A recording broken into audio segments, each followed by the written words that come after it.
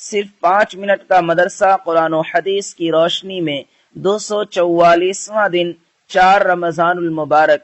Number 1، اسلامی تاریخ۔ حضرت ابراہیم علیہ السلام۔ حضرت ابراہیم علیہ السلام عراق میں بابل کے مقام پر ایک بت پرست قوم میں پیدا ہوئے۔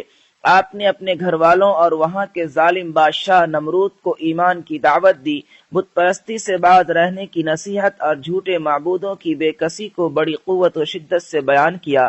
جب وہ اپنے بتوں کی توہین برداشت نہ کر سکے تو نمرود اور اس کی قوم نے آپ کو آگ میں ڈال دیا، مگر اللہ تعالیٰ نے آگ کو حضرت ابراہیم علیہ السلام کے لیے امن و سلامتی کے ساتھ ٹھنڈا کر دیا اور وہ زندہ سلامت آگ میں رہے۔ اس منظر کو دیکھ کر کچھ لوگوں نے ایمان قبول کر لیا، جس کی وجہ سے بادشاہ اور قوم کی مخالفت اور شدید ہو گئی، تو وہ اپنے اہل خانہ کو لے کر بابل سے شام اور پھر وہاں سے مصر کی طرف ہجرت کر گئے۔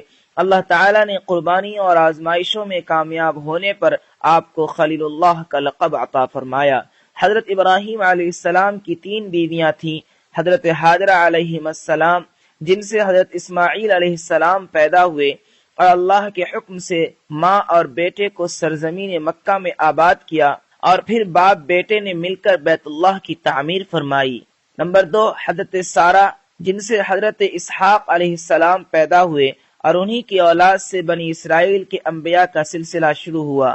نمبر 3، حضرت قطورہ، جن سے مدین پیدا ہوئے اور انہی کے نام پر بسنے والی قوم مدین اور ایکا کے نام سے مشہور ہوئی۔ حضرت ابراہیم علیہ السلام کو ابو الانبیاء یعنی نبیوں کا باپ اسی لیے کہا جاتا ہے کہ بعد میں آنے والے تمام انبیاء آپ ہی کی نسل میں پیدا ہوئے۔ نمبر 2، حضور صلی اللہ علیہ وسلم کا معجزہ، درخت اور پہاڑ کا سلام کرنا۔ حضرت علی رضی اللہ عنہ بیان کرتے ہیں کہ مکی زندگی میں مرتبہ رسول اللہ صلی اللہ علیہ وسلم مکہ کے کسی علاقے کی طرف نکلے تو میں بھی آپ صلی اللہ علیہ وسلم کے ساتھ ہو لیا۔ چنانچہ میں نے دیکھا کہ راستے میں جس درخت اور پہاڑ کے قریب سے گزرتے وہ رسول اللہ صلی اللہ علیہ وسلم سے عرض کرتا، السلام علیک یا رسول اللہ۔ نمبر 3، ایک فرض کے بارے میں، روزہ کی فرضیت۔ قرآن میں اللہ تعالیٰ فرماتا ہے، اے ایمان والو، جس طرح تم سے پہلے لوگوں پر روزہ فرض کیا گیا تھا اسی طرح تم پر بھی فرض کیا گیا ہے تاکہ تم پرہیزگار بن جاؤ۔ نمبر 4، ایک سنت کے بارے میں، افطار کے بعد یہ دعا پڑھے۔ رسول اللہ صلی اللہ علیہ وسلم افطار کرتے تو یہ دعا پڑھتے، ذهب الظمأ وابتلت العروق وثبت الاجر انشاء اللہ۔ ترجمہ، پیاس بجھ گئی، رگیں تر ہو گئیں اور انشاءاللہ اجر و ثواب بھی ملے گا۔ نمبر 5، ایک اہم عمل کی فضیلت، رمضان میں دعا کا قبول ہونا۔ رسول اللہ صلی اللہ علیہ وسلم نے فرمایا، رمضان المبارک کی ہر دن و رات میں اللہ کے ہاں سے جہنم کے قیدی چھوڑے جاتے ہیں اور ہر مسلمان کے لیے ہر دن و رات میں ایک دعا ضرور قبول ہوتی ہے۔ نمبر 6، ایک گناہ کے بارے میں، اسلام کے علاوہ کوئی دین قبول نہیں ہوگا۔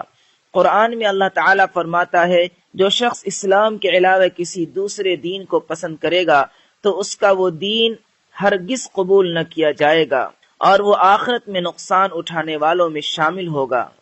نمبر 7، دنیا کے بارے میں، کافروں کے مال سے تعجب نہ کرنا۔